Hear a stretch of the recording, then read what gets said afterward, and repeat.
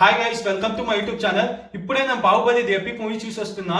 Movie experience నాకు ఎలా అనిపించింది మీతో షేర్ చేసుకుంటా. దానికన్నా ముందు ఎవరైనా నా ఛానల్ని కొత్తగా వచ్చింటే నా ఛానల్లో ఉన్న వీడియోస్ చూడండి. మీకు కనుక నచ్చితే లైక్ చేయండి, కామెంట్ చేయండి, మీ ఫ్రెండ్స్తో షేర్ చేసుకోండి. Please do subscribe my channel.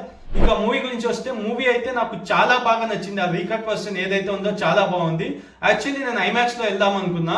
IMAX screens నాకు తక్కువ రిలీజ్ అయిన చుట్టుపక్కల, పైగా టైమింగ్ అడ్జస్ట్ కాకపోవడంతో పిఎక్స్ఎల్ పీవీఆర్ పిఎక్స్ఎల్ లో వెళ్ళిన ఆ ఎక్స్ట్రా లార్జ్ ఏదైతే ఉందో చాలా బాగుంది. ఆ బిగ్ స్క్రీన్ ఎక్స్పీరియన్స్ ఐమాక్స్ లాగా అనిపించింది. మల్టీప్లెక్స్ లో అయినా కూడా సింగిల్ స్క్రీన్ వైపు ఉంది. థియేటర్ అంతా ఫుల్ ఆడియన్స్ తో విజిల్స్, చియరింగ్, అరుపులు అంతా ఒక ఫస్ట్ డే ఫస్ట్ షో లాగే అనిపించింది నాకైతే. ఇక మూవీ ఫస్ట్ హాఫ్ అంతా బాహుబలి పార్ట్ 1, సెకండ్ హాఫ్ అంతా బాహుబలి పార్ట్ 2 అట్లా టచ్ చేశారు.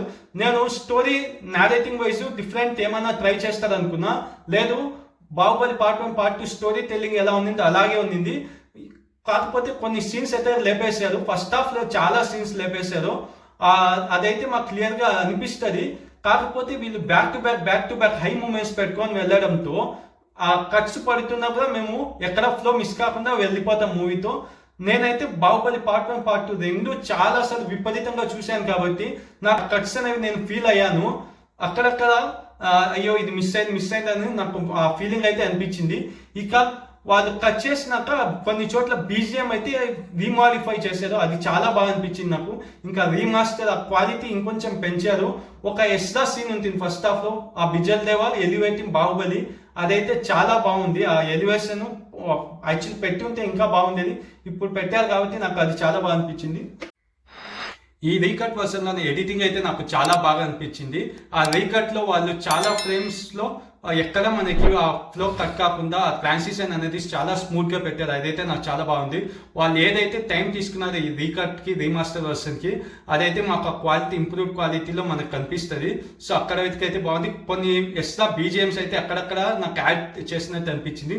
ఆ ఎక్స్ట్రా బీజిఎంస్ ఏదైతే యాడ్ చేస్తారో సీన్స్ కి తగ్గట్టుగా అది బాగుంది. ఇక మూవీలో వాళ్ళు బాహుబలి పార్ట్ 3 టీజర్ అయితే బాహుబలి అది 3D animation teaser, Baahubali 3D అదైతే యాడ్ చేస్తారన్నారు కదా, అది యాడ్ చేయలేదు. నేను ఇంటర్వెల్లో చూసా. మళ్ళీ లాస్ట్ ఫిలిం ఎండ్ అయిన తర్వాత థియేటర్లో ఆడియన్స్ అందరూ అట్లాగే కూర్చున్నారు, ఎవరు లేచిపోలేదు. ఇంకా వేస్తారని, కానీ వేయలేదు. అదైతే నేను డిసప్పాయింట్ అయ్యా.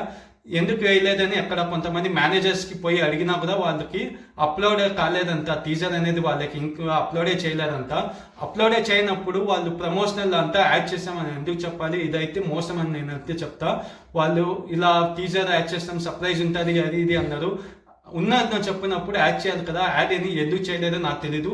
ఇక ఇంటర్వ్యూ చూశారు కదా మనం, రాజమౌళిది ప్రభాస్ నాన్నది ఇంటర్వ్యూలో. వాళ్ళ ఇంటర్వ్యూలో టీజర్ అనేది వాళ్ళు చూసుకుంటారు. సో ఎడిటింగ్ ఆల్రెడీ రెడీ అయింది. ఆ టీజర్ అనేది ఆల్రెడీ రెడీగా ఉంది, వాళ్ళ దగ్గర రెడీ ఉంది కూడా. ఎందుకు అన్ని చోట్ల వాళ్ళు పంపలేదు అనేది నాకు తెలీదు. నా ఒక్క స్క్రీన్లోనే కాదు, చాలా స్క్రీన్స్లో అయితే ఆ సర్ప్రైజ్ టీజర్ ఏదైతే ఉందో బాహుబలి 3D అనిమేషన్ది అదైతే వేయలేదంట. సో మళ్ళీ వాళ్ళు యూట్యూబ్లో కూడా ఇప్పుడే రిలీజ్ చేయరు. అలాంటప్పుడు ఒకటి చెప్పి ఒకటి చేయడం అనేది చాలా డిసప్పాయింటింగ్ విషయం. సో ఓవరాల్ ఇది గైస్ మూవీ రివ్యూ. మీకు కనుక నా మూవీ రివ్యూ నచ్చితే నా వీడియోని లైక్ చేయండి, కామెంట్ చేయండి. Please do subscribe my channel. Thank you.